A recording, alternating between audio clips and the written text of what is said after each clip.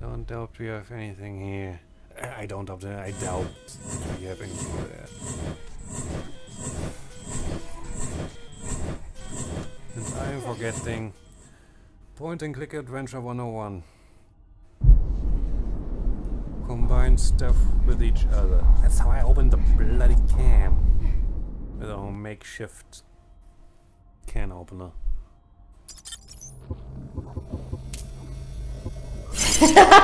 Okay. No. Yeah. What? Maybe? If yes, then...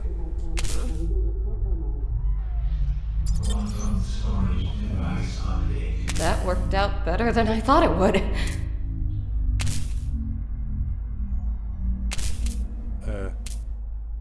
Okay?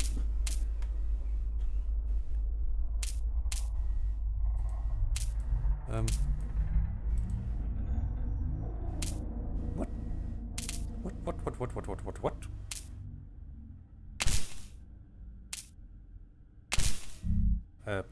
Eh?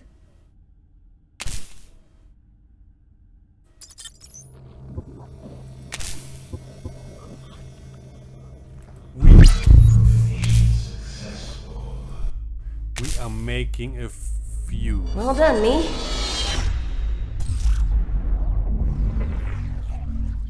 How?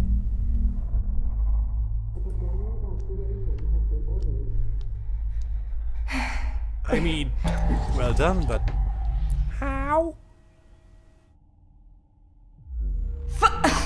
Sorry, I mean... Gee whiskers. What is it? It's... brains. Brains? Brains. Animal? Nope. No, I don't think so. These are pretty humanoid. Brain nutrient tank. Good. The stuff of science fiction body horror. And into terrifying reality. Yay! The Cayne Corporation managed to fall out. The cyber brains, yay, fuck them. A perfusion of oxygenated blood substitute and artificial cerebral signal fluid with a preservation fluid can keep the samples viable for months, even years at a time. Yep, Fallout, cyber brains. Screw that. It was fucked up already in Fallout. Here it... Oh. I wouldn't say freak, but...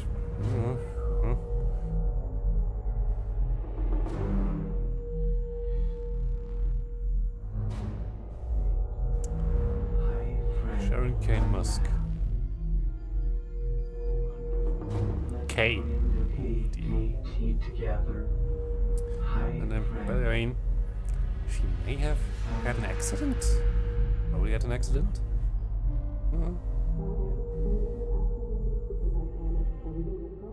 Calling her freak because of that?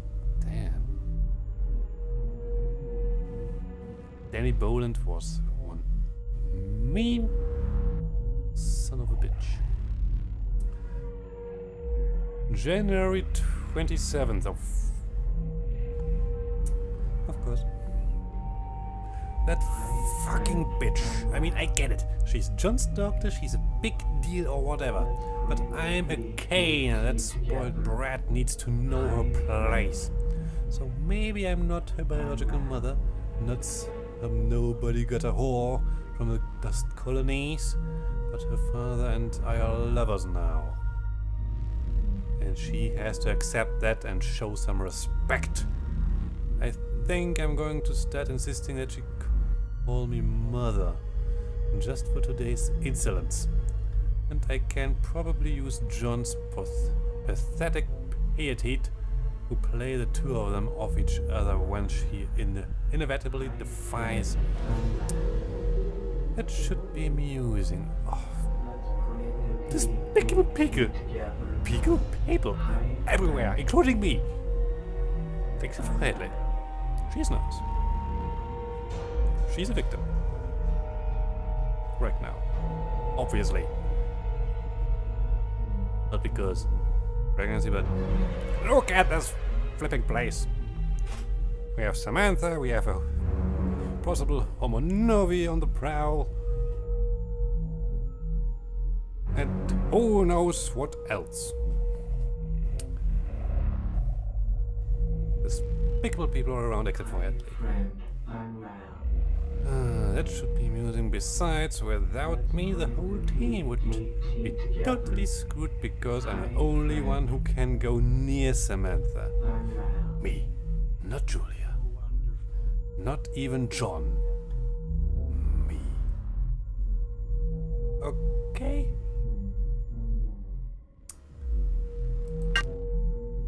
February 10th. Samantha and I have a mutual understanding, I think. The experiential bond with me with my disabilities and she with her idiosyncrasies. Ever since the stroke, people treat me like I'm different, like I'm other. So I can empathize with her. She's more than just a product to me.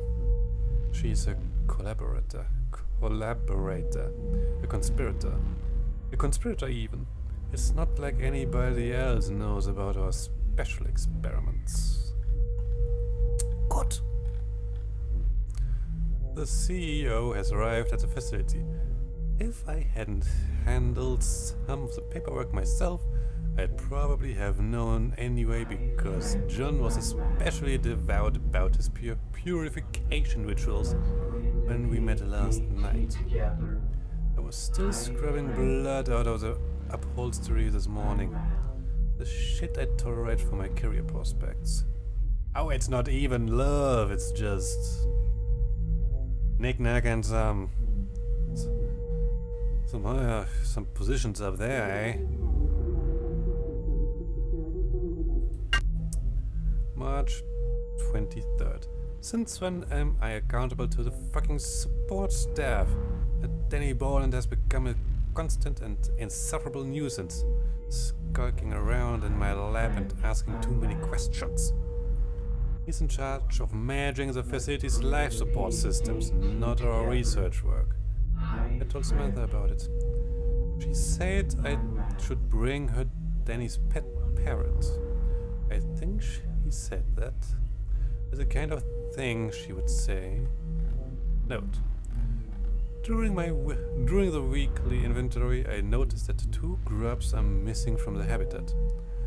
Julia's sleazy friend from Mind Transfer has been hanging around our department lately, and he's expressed an overly keen interest in our specimens.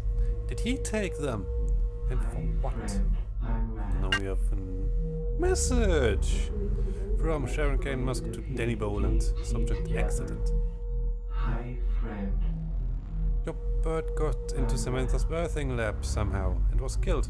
It may be some consolation to know that despite such regrettable tragedy, we've gleaned valuable information about Samantha's behavior in the process.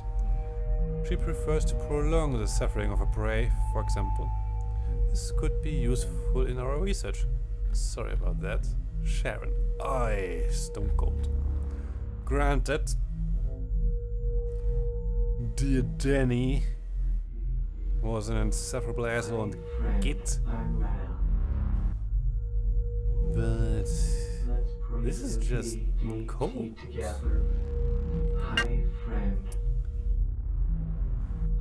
June the 6th. I think that John and Julia aren't talking to each other. Between the food poisoning epidemic, a frustrating lack of real progress in our department's work, and her consistent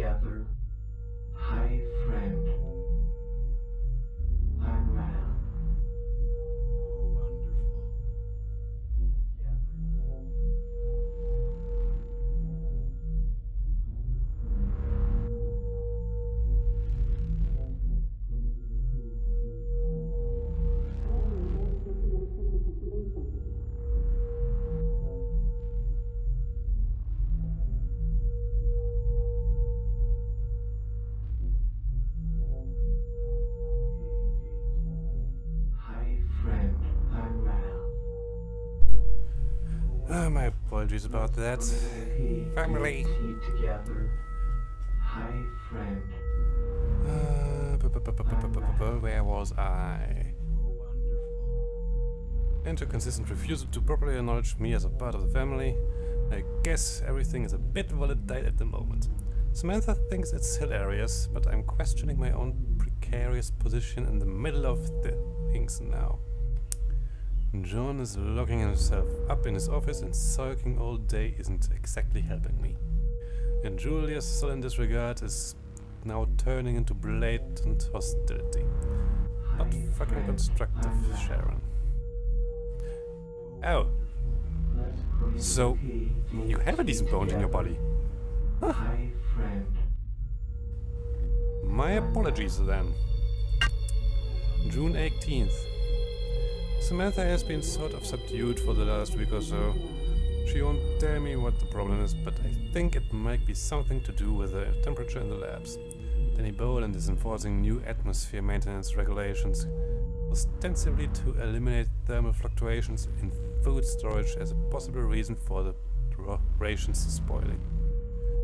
But I suspect it's petty revenge for the parrot incident. With the temperature now kept below the habitat's usual 95 degrees, I assume Fahrenheit. However, Samantha's grubs are drowsy and morose. July the 1st. I visited the atmospheric control room today to see if I could adjust the temperature in our labs, and I made the most intriguing discovery. Somebody has been collecting body parts and making some sort of thing. An organic simulacrum, maybe. I must assume this is some secret. Excuse me. Obviously desperate new research development in Dr. Adams' department. So I've told John and Julia about it. Tangents have now been temporarily forgotten, as our team redoubles its own efforts to resolve the problems of advanced organ regrowth. Samantha has become increasingly uncooperative though. I think she liked it when everybody was preoccupied with circumstantial drama and not her. Who would have thought? Her only source of entertainment is gone and she doesn't like it. September 19th. Hi, friend. My personal stem cell therapy project has had some unanticipated results. I have developed with what appears to be a cluster of sphincter-like gland ducts around my lower abdomen, groin, and upper thighs, somewhat resembling those found in the more mature grub specimens. What the? That emits some sort of musky jellyish discharge, perhaps a pheromone. Did I mix up my glial regeneration sequences or were the samples contaminated? Doesn't matter now. John's become obsessed with them. I suppose a flagellation thing should have clued me into this predilection of kinky sex stuff. But this is a whole other level. I won't lie though, it's kind of hard. Oh dear. Clinical improvement on my mobility and speech issues is limited, however, so that's a bust. Shit! Okay. December 19th. We've been locked down for a week and only briefly released today for an emergency drill. Something is going on around here, but nobody's talking about it. First the food poisoning, then the fungus infestation, and now what? I'm down to my last pack of cigarettes. I shouldn't have taken this fucking assignment. I'm not even directly related to Cayne, only through marriage. My second cousins at that. But here I am, stuck in this crumbling science museum, sleeping with a decrepit zealot pervert, and trying to mend my troubled relationship with the creature from the Black Lagoon, because it's the only really meaningful thing I have in here. What have I become?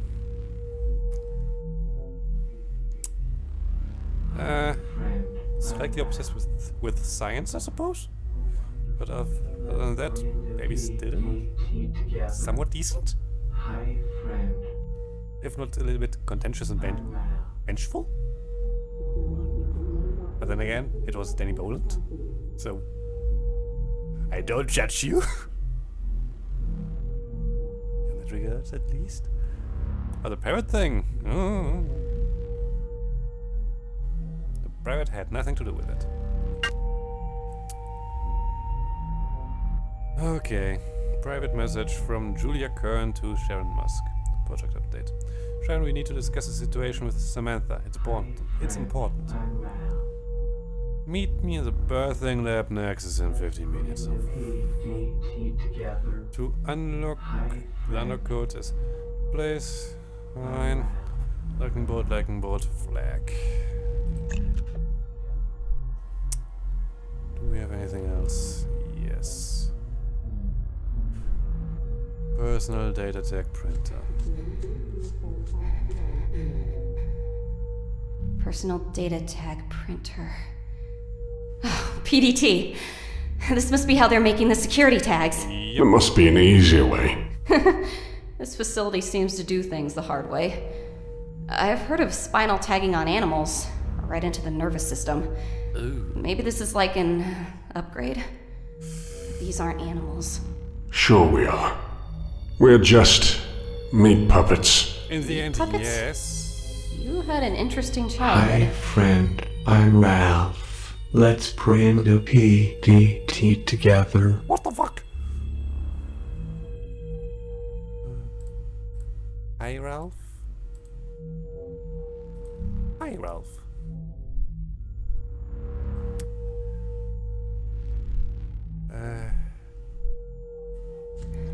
I have something.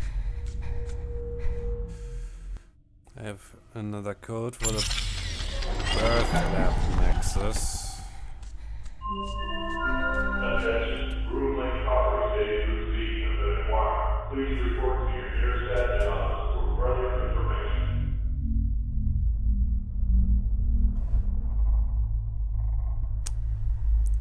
You know, there's a moment in a person's life where everything just falls apart. Maybe because of something that happens, something you see or something you hear. I'm having such a moment. Because I now have confirmation that this is a fucking Groomlake. Isn't it wonderful? I mean, who wouldn't go back to such a place? It's like a vacation cruise. You see, there's a lot of excitement and entertainment here, and everything is so nice and friendly and so green and so colorful. I love it. Oh, yeah. I love it. So very much. You don't even know.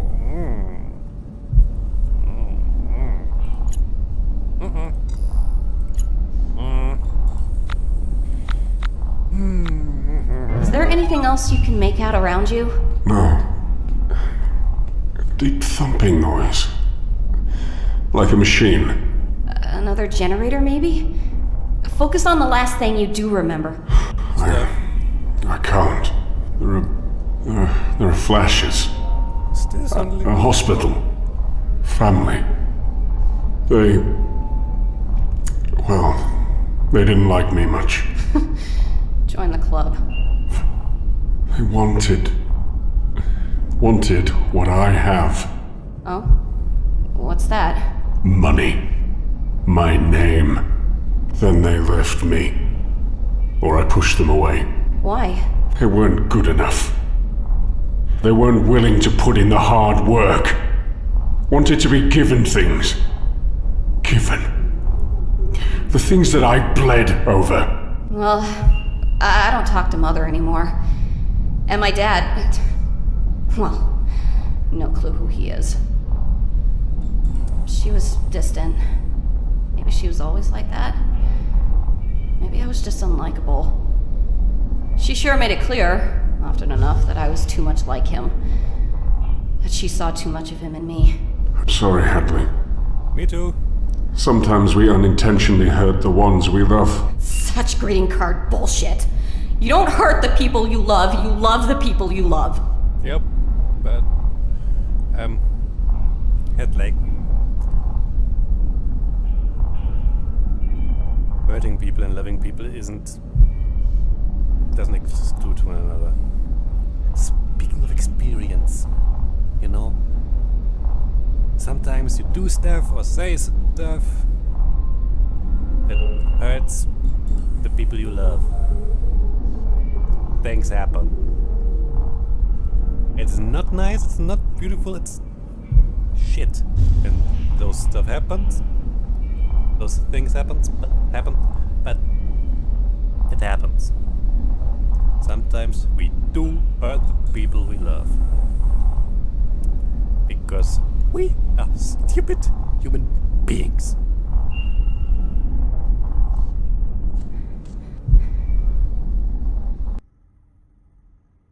But that pain that the mother... Warning. Project Samantha is off limits to unauthorized personnel. I'm fine with that. But again, Hadley, the thing you told about your mother, I think she hurt herself there. You have nothing to do with it.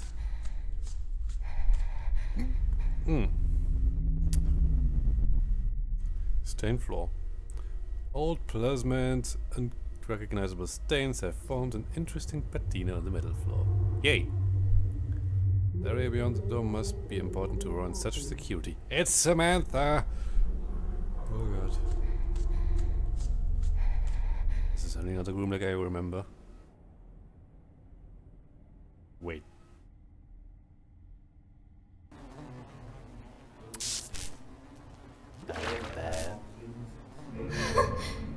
Jesus. You're scared. Yes? Heck yeah, I'm scared. This place. Who could create this? Cayne? Monsters.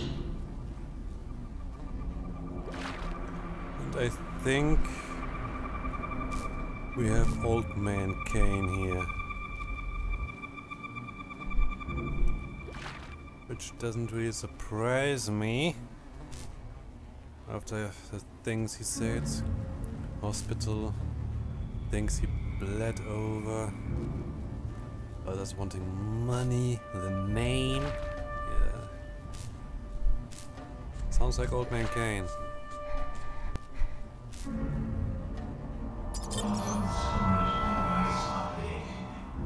Wait. We have a proper whip. A stained whip with tiny burrs. We have a proper whip. Great. We can now do Indiana Jones.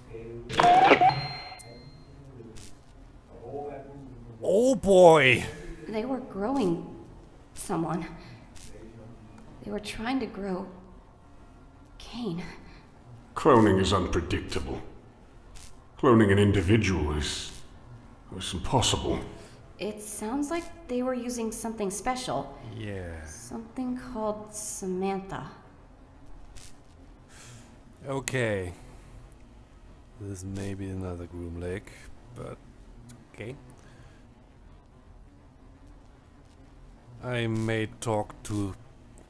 We may be talking to the clone of Old Man Cayne. Professor John Cayne, February 9th. Today is a holy day. Henry Cayne himself has arrived, frozen and waiting for the great harvest to come. Yep! Old Man Cayne. Wanted his money, his name. They wanted him. Oh god. Soon the flesh of the immortal vessel will bring him new life. We're closer than ever, and I know it. The race has begun, and I will not allow Dr. Adams, the heretic he is, to win. No, Cayne will not allow it. He knows his plan, and he knows that it ends with me. Oh, God im Himmel.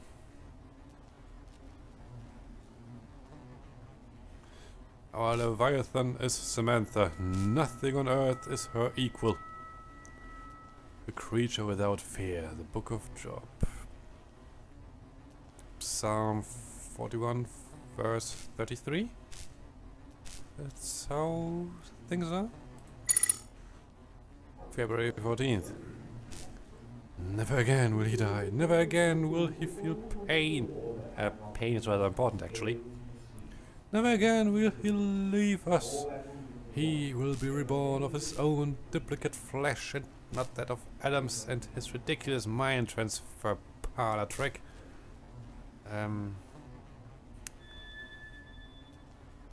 I think in this case both are necessary. You just don't want the body, you also want the mind. Just saying. Might actually have happened. We are getting closer. Our next patient has undergone the new and improved genetic fusion procedure and is reacting well. The spinal cord has been killed, meaning that the dead cells will need to regenerate and reform into a functioning spine. No sense of physical rejection thus far, and cellular regeneration is slowly beginning. It should reconstruct itself overnight. That was March 13th. March 14th. Our Lord has stricken us with inadequacy. We have failed yet again. This is my fault, and I must, as always, accept responsibility. This time I have added hooks to my whip, and I shall flagellate it until dawn. I will elaborate on the results after I have taken time to reflect. Dude, we have one fucked up zealot. You know that, Cayne?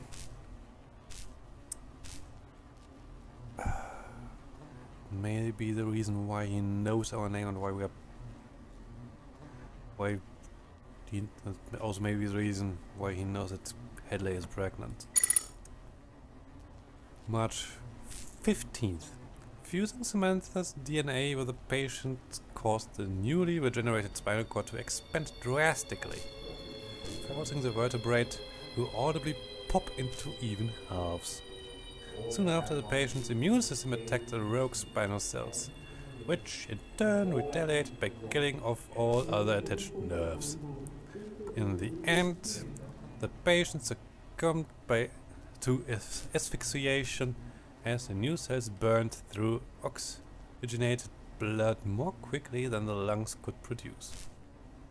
Another failure, but still not a wasted body. Oh God. April 8th. Praise be! I spent the day, or at least most of it, reflecting on our Savior's brilliant plan.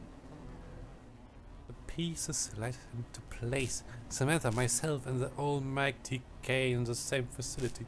The planets are aligning. The end draws near, or perhaps the beginning. Oh God. Oi! I thoroughly regret not having anything to drink right now. May 13th. I'm glad we have finally found a use for Ralph. We have put him to a more productive task. Ha! His blasphemous lectures about how the fungal plague is the result of poor hygiene are getting on my nerves. It is Cayne's doing. The plague is his retribution for our sins. Dude, sometimes mold is just poor hygiene. May 30th. Tonight we test again. We'll be using the same procedure as before, but this time an enzyme inhibitor will be introduced to prevent excess tissue generation. We must not accept failure. We'll bask in the light of Cayne's restored glory. He that hath an ear, let him hear what the Spirit saith unto the churches. He that overcometh shall not be hurt of the second death. Revelations 2 verse 11, I think.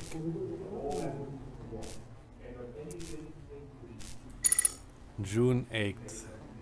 Still, the patient lives.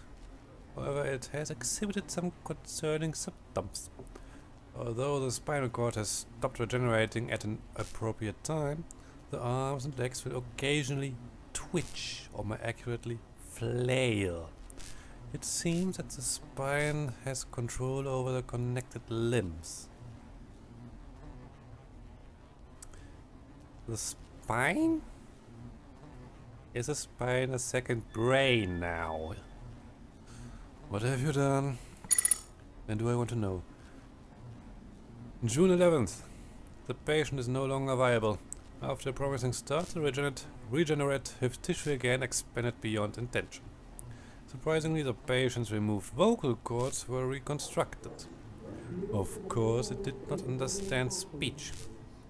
It must have been frightened by its own inhuman screaming, as it immediately tore its own throat out.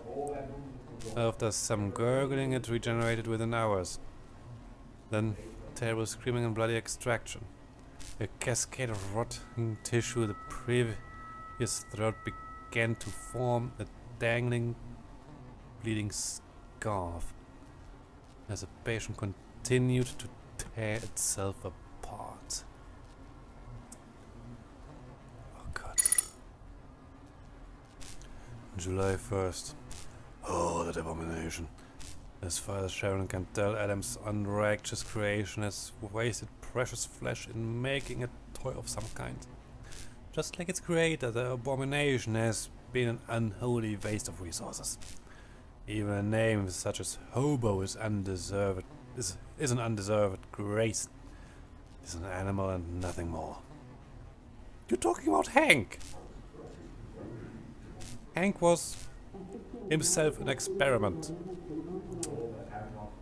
Of course he was. What else would he be? August 13th. Pestilence strikes. The fungal threat is weak now, but soon it will spread to our food and to our bodies if it hasn't already. This is our first and perhaps final warning to make haste.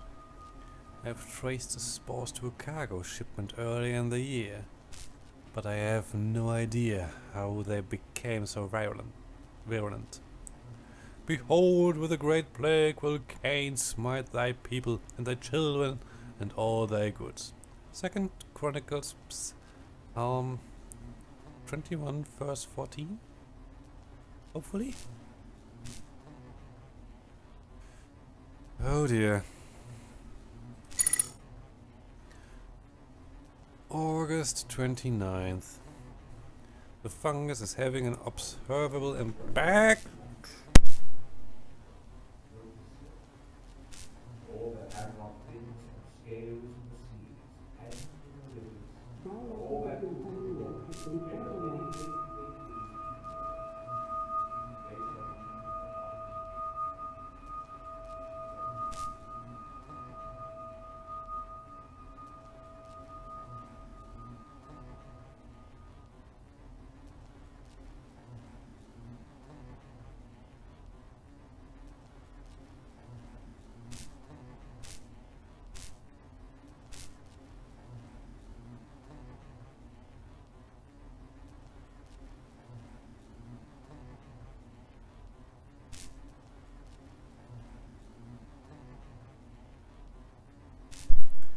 Again, my apologies. Things have happened. You probably have already read this 10 times over by now. The fungus is having an observable impact on the cellular regeneration process. One patient began to develop a film of what resembled reptilian scales complete with a secondary set of eyelids. This is unacceptable. The spinal regeneration process has been mastered. Almost any tissue can now be perfectly reconstructed, but it's impossible to get definitive results with this interference. Cayne, if you truly seek rebirth, why do you hinder me so? Is this not the time? Surely there's a reason. Maybe you're just delusional. October 12th. Samantha scratched several demonic scrawls into an insignificant employee's bag. I warned them not to get close to the succubus. She's the devil. Sometimes you need to make a deal with hell to get closer to heaven.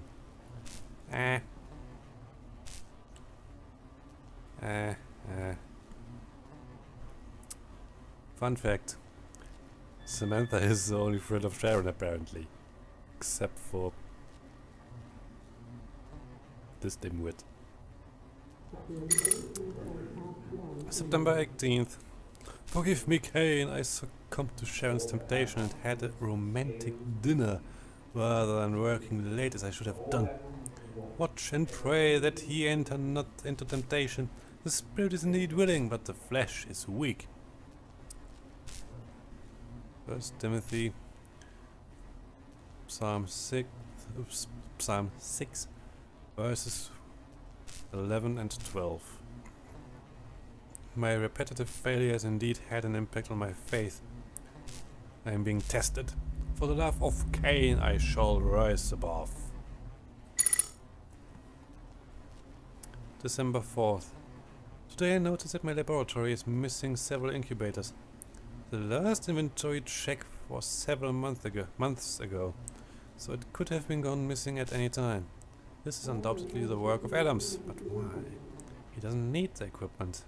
I can certainly spare it. Perhaps a hobo is involved. It is disconcerting at best. December 15th. Time is of the essence. Samantha's escape today is likely to be the first of many, and we will eventually run out of ways to subdue her. What? The fuck? Samantha's out and about?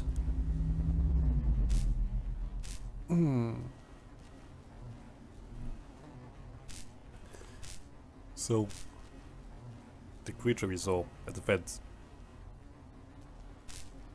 might be Samantha.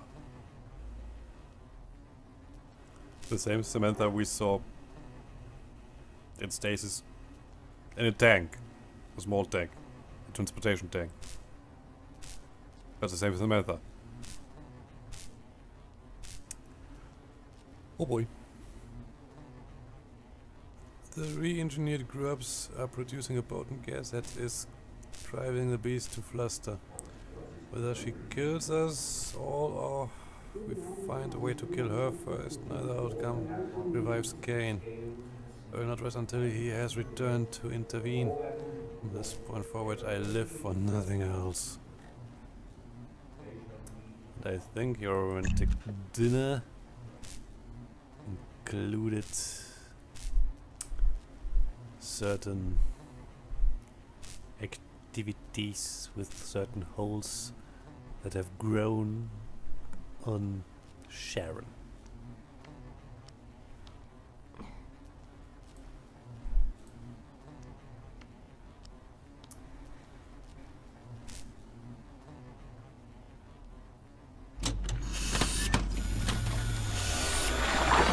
That was nasty. That is nasty. Womb! It was made of flesh and machine. Oh god. Oh god, oh god, oh god, oh god, oh god.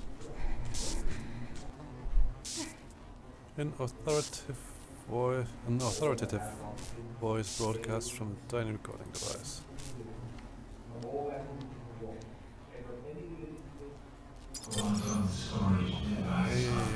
Voice record. John Kern, note to self, all that have not fins and scales in the seas, and in the rivers, of all that move in the waters, and of any living thing which is in the waters, they shall be an abomination unto you.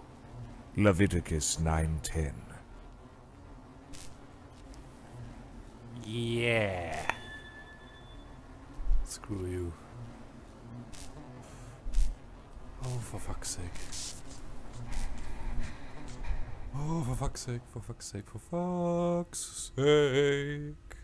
What do we have here? Keep it easy.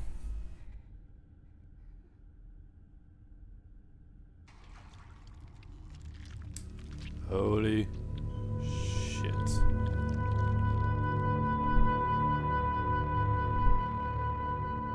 Atmosphere readout. The display primitively summarizes the current temperature, humidity and toxicity, and other status levels of the specimen's habitat. Grubs. Specimens in the habitat are inert and unresponsive, perhaps in some sort of induced coma. So this is where Samantha was later on put. Biological growth. Oh god. That stuff too. Oh dear. Julia Kern logged in. Check in. Caligula, Attila, Mengele, Genghis, Mao, Nero, Vlad. Incidents.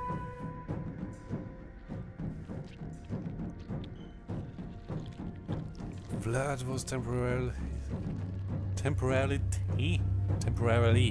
removed from the habitat using a baited contempt canister. Caligula has exhibited extreme aggression towards her siblings. Mao consumed 5 appendages from Nero. I've supplied raw meat and plasma to encourage brood gas production. Vlad produced an excess of the nootropic vapor which resulted in low visibility in the habitat. A cubic meter of gas was shipped to the Kern lab for the subjugation of Samantha. Vlad was returned to the habitat. Observation 1. Attila has started the metamorphic process. I have applied a metabolism inhibitor in order to inhibit stage 2 maturation. Observation number 2. The grubs are responding negatively to maternal vocal cords. There is a possible rupture in the grub containment enclosure that is causing a brood gas leak that is in turn agitating Samantha. Habitat humidity reduced from 48 RH was a 512th hour hibernation circle.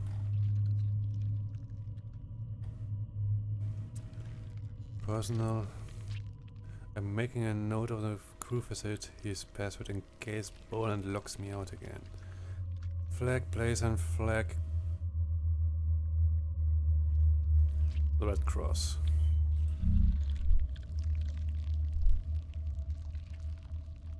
Treating platform. God, it must smell terrible in there. Gag just thinking about it. Okay. Dear God.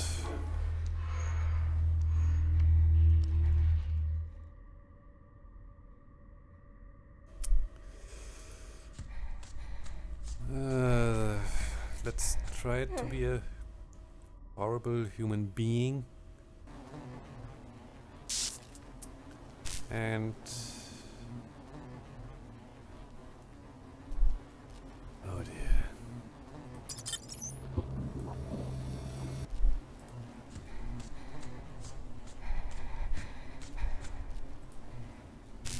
Nope. Not doing it.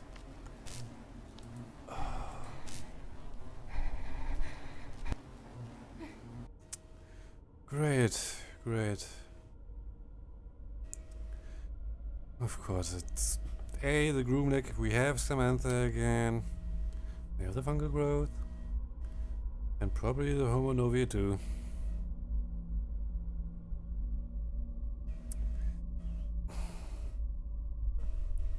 Question is, Is this after? It has to be after.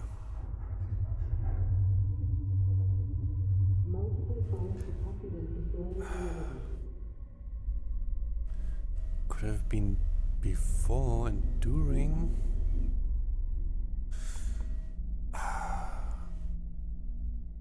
God damn it. Actually, that doesn't really matter because we need to get you out of here. Oh boy. Oh.